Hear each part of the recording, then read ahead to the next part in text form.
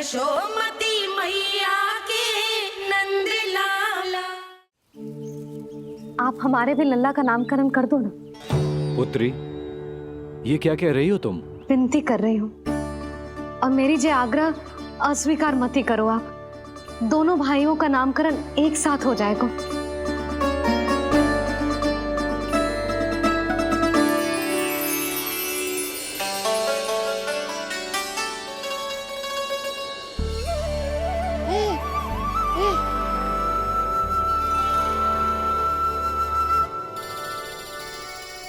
कितने प्यारे और निर्दोष बालक हैं।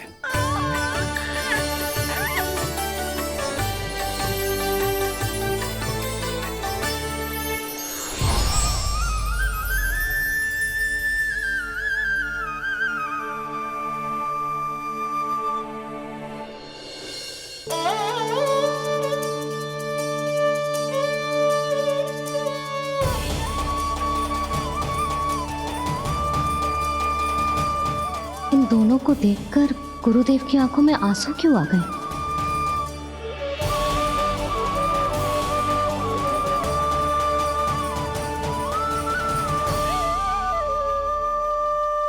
ये क्या कर रहे हैं ऋषिवर? संभालिए अपने आप को, नहीं तो मेरा रहस्य खुल जाएगा आज। अरे ऋषिवर, हाथ मत जोड़िए। इससे पहले कि गड़बड़ हो जाए, अपनी नमस्कार मुद्रा को आशीर्वाद मुद्रा में बदल दीजिए। बात को समझिए। मैंने ये अवतार मैया और लल्ला के अद्भुत संबंध का अनुभव करने के लिए लिया है, पर आपकी भावुकता के कारण यदि मैया को मेरा सत्य पता चल गया तो ये संबंध ही बदल जाएगा।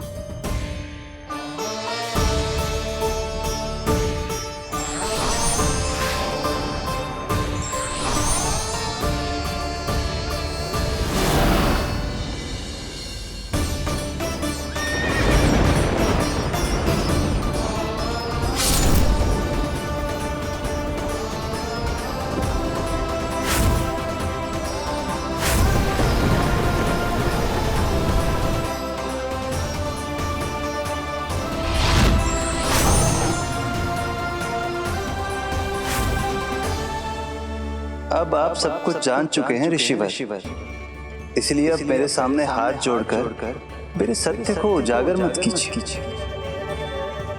अपने शिष्य वसुदेव के पुत्र के रूप में मुझे आशीर्वाद दीजिए।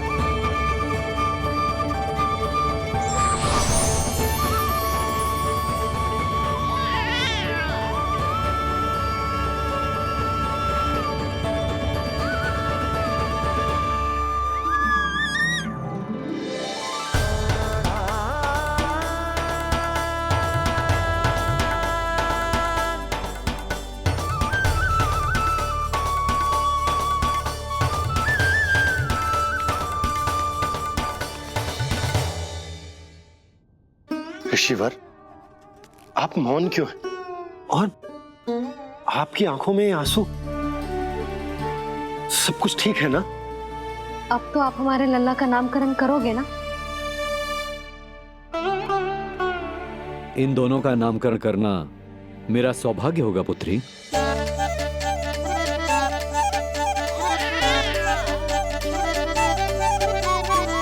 परंतु ये गोपनीय रूप से करना होगा।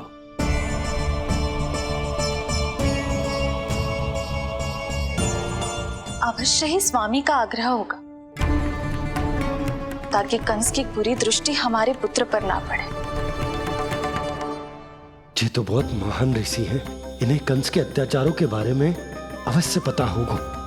अपनी संतान का नामकरण संस्कार करना एक मां के लिए उत्सव से कम नहीं होता है, पर यह छुपकर करना होगा। आप दोनों को स्वीकार तो है ना? जैसी आपकी आज्ञा गुरुदेव। स्वीकार है गुरुदेव। तो फिर कहाँ करना है हमें नामकरण का प्रबंध? गुरुदेव, मंदिर सही रहेगा? उससे पवित्र स्थान तो हो ही नहीं सकता है। ऋषिवर, आप तनिक विश्राम कीजिए, हम लोग प्रबंध करते हैं। मैं कुछ समय इन बालकों के साथ व्यतीत करना चाहूंगा।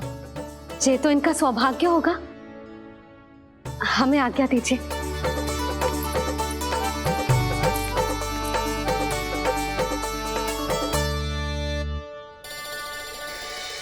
प्रभु, स्वयं भगवान होकर भी आपको बंदी गृह में जन्म लेना पड़ा। अब अपनी मां को छोड़कर दूसरी मां के यहां पलना पड़ रहा है। जब से गोकुल आए हैं छुप छुप कर रहना पड़ रहा है। इतनी नन्ही सी अवस्था में दुष्ट कंस के कितने ही आक्रमणों का सामना कर चुके हैं आप। और जिस उत्सव में सभी सप्तऋषियों और सभी देवी देवताओं को साक्षी बनकर आना चाहिए, उस नामकरण उत्सव को यहां एकांत में करना पड़ रहा है। क्यों प्रभु, इतने कष्टों को सहकर ये अवतार क्यों लिया है आपने? दुष्टों का नाश करने के लिए, धर्म की स्थापना करने के लिए और सबसे अधिक मैया की ममता का अनुभव करने के लिए। पर इसके लिए इतने कष्ट? मानव जीवन लिया है तो कष्ट तो उठाने ही पड़ेंगे ऋषिवर। मानव जीवन की आंच जला रही है, फिर भी आप मुस्कुरा रहे हैं प्रभु। ये कैसा अनोखा अवतार है? आंच में जलकर भी यदि मैं नहीं मुस्कुराऊंगा तो अपने भक्तों को क्या शिक्षा दूंगा मैं? आज एक कंस का प्रकोप है, भविष्य में सहस्रों कंस होंगे और आने वाले युगों में होंगे अनगिनत कंस। उस समय मेरे भक्तों को पता होना चाहिए कि अपने कष्टों को कैसे सहना है और धर्म के पथ पर अडिग कैसे रहना है।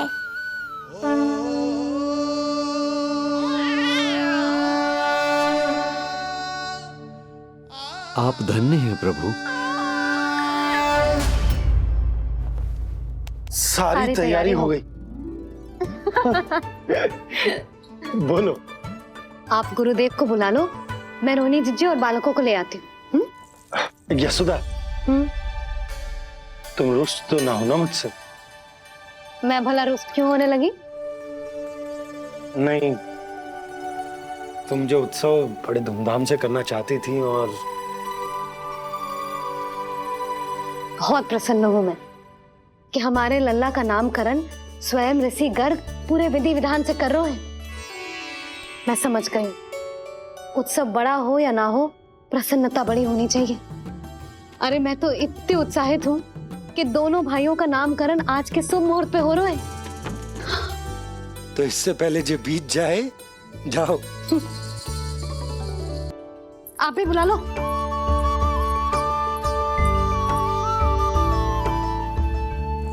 यहाँ सब के सब एक से बढ़कर एक है, तो फिर अपने कार्य के लिए किसका चुनाव सबसे पहले करूं? मेरा सामर्थ्य तो आपने अभी तक देखा ही नहीं महाराज। चुटकी बजाकर शत्रुओं का विनाश कर सकता हूं मैं।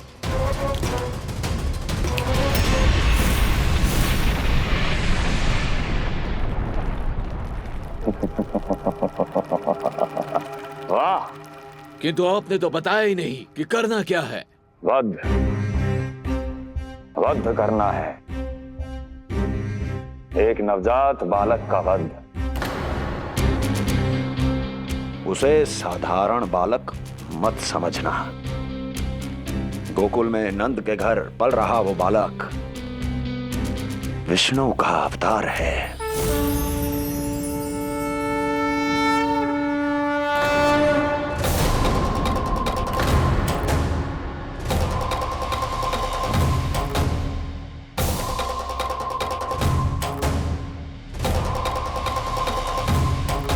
क्या हुआ? इतना सन्नाटा क्यों छा गया? क्षमा कीजिए महाराज, पर मैं नन्हे बालकों के साथ हिंसा नहीं करता। विष्णु अवतार बड़ा छलिया है महाराज, मैं उसका मुख भी नहीं देखना चाहता।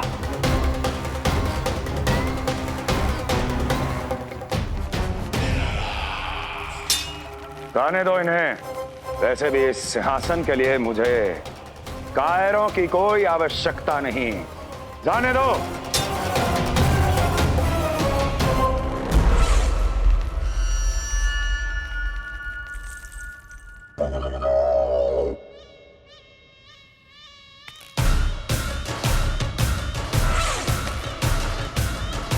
दुर्जय, क्या कहा था मैंने कहा था केवल वही आए जिनके हृदय में साहस का ज्वालामुखी धधकता हो, जिनकी तलवारें पर्वतों का सीना चीरने के लिए व्याकुल हो, जिनकी संकल्प शक्ति इतनी दृढ़ हो कि वो मृत्यु से टक्कर ले जाए।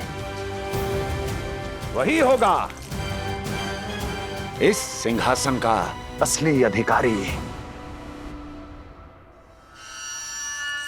महाराज,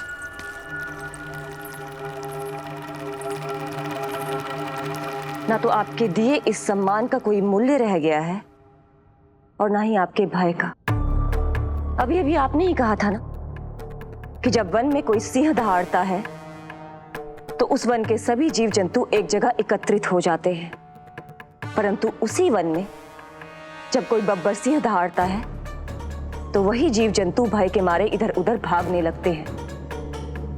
निश्चित ही वो बालक इन सब के लिए बब्बर सिंह बन चुका है। उसका भय हमारे साम्राज्य की नींव हिला रहा है महाराज।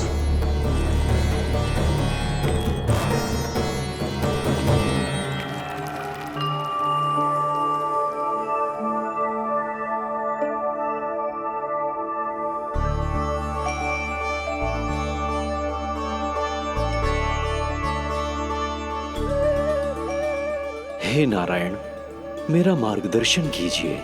हे मां सरस्वती, मुझे आशीर्वाद दीजिए ताकि मैं दोनों बालकों के लिए सर्वोत्तम नामों का चुनाव कर पाऊं।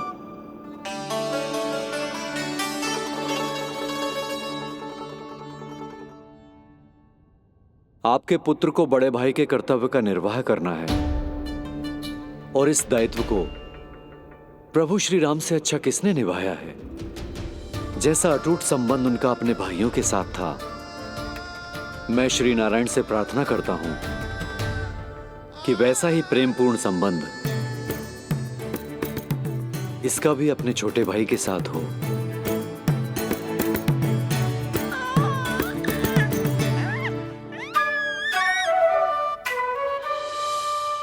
इसीलिए इसका नाम राम हो। इसीलिए इसका नाम राम, इसीलिए इसका नाम राम।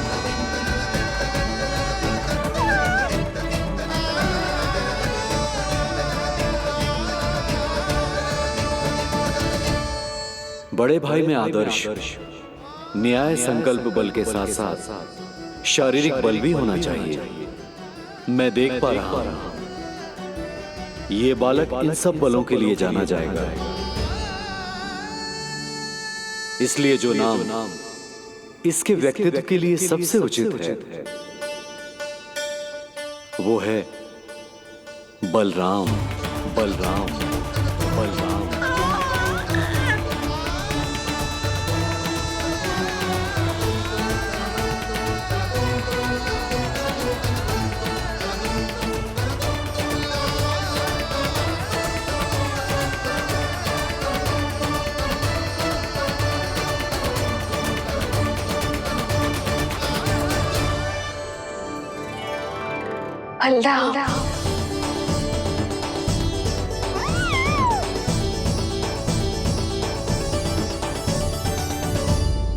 तो फिर उसका नाम बल राम रखना। कैसा अद्भुत संयोग है रिसीवर। जब इसके जन्म की सूचना देने मैं वसुदेव भैया के पास मथुरा गया था, तब उन्होंने भी यही नाम रखा था, बलराम। ये संयोग नहीं, नारायण की इच्छा है नंदराज। बलराम से अधिक उपयुक्त नाम इस बलराम के लिए कुछ और हो ही नहीं सकता है। पर मैं तो दाऊ कहकर ही बुलाऊंगा इन्हें, बलदाऊ।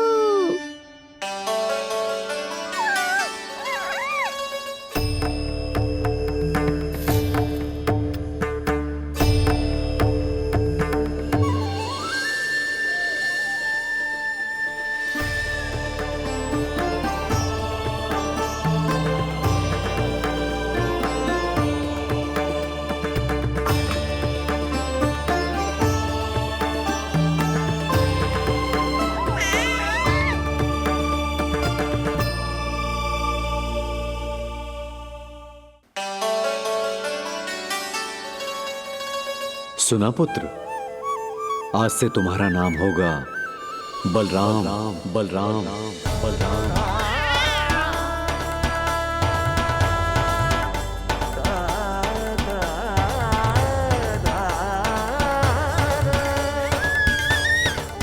गुरुदेव, कितना अद्भुत नाम दिया है आपने इसे। अब मेरे लल्ला को भी ऐसा ही कोई उत्तम सा नाम दे दो।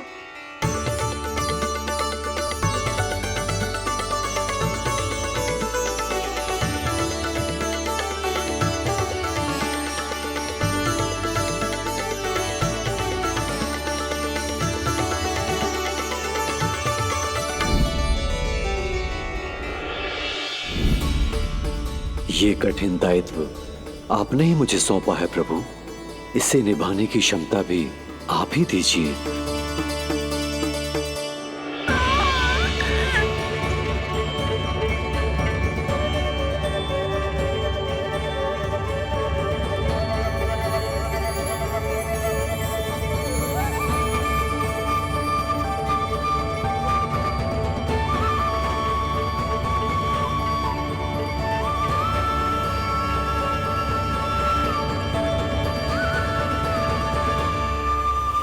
कृष्ण कृष्ण कृष्ण कृष्ण कृष्ण कृष्ण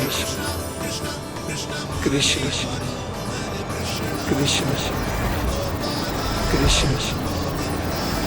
कृष्ण।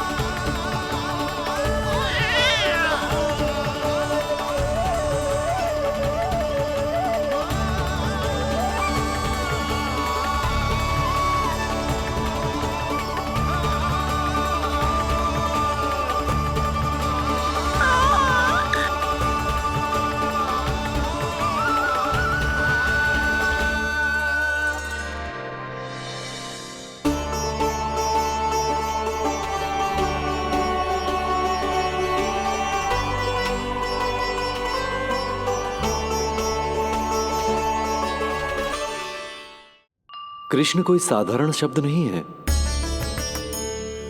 ये अनेक विशेषताओं से भरा हुआ है। क बना है कमलकांत से, अर्थात वो जो श्रीपति विष्णु जैसा हो।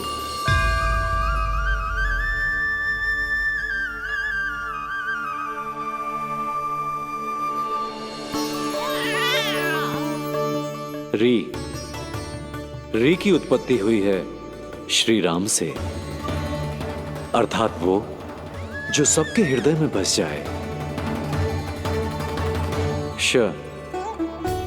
ऐश्वर्य के स्वामी विष्णु के लिए, अर्थात वो जो समृद्धि लेकर आए।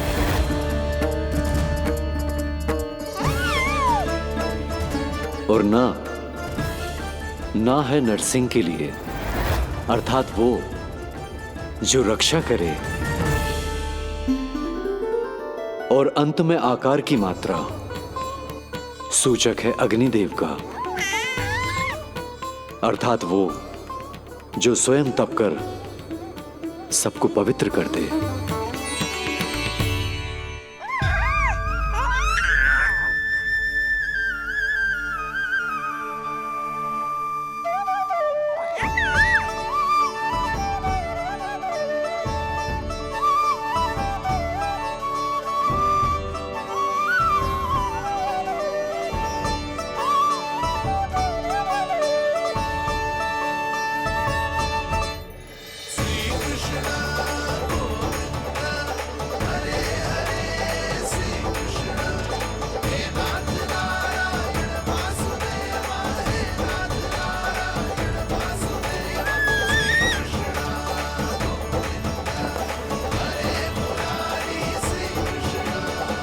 आज से तुम्हें सारा संसार जिस नाम से पहचानेगा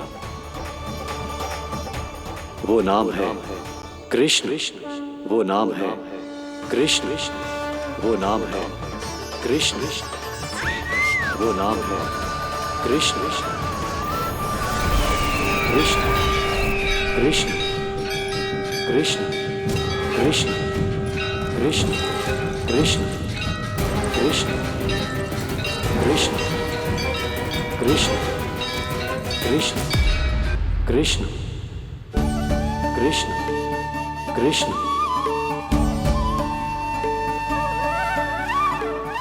यशोमती मैया के नंद लाला, यशोमती मैया के नंद लाला। असुरी कार्य करने वालों के लिए कृष्ण नाम का अर्थ एक और भी होगा। वो घनी अंधेरी रात जिसमें इसने जन्म लिया, पर इससे जो प्रेम करते हैं उन सभी के लिए कृष्ण नाम का अर्थ होगा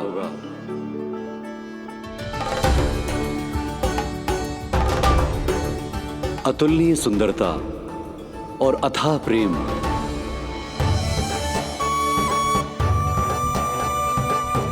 इन दोनों विशेषताओं का साक्षात स्वरूप होगा ये कृष्ण।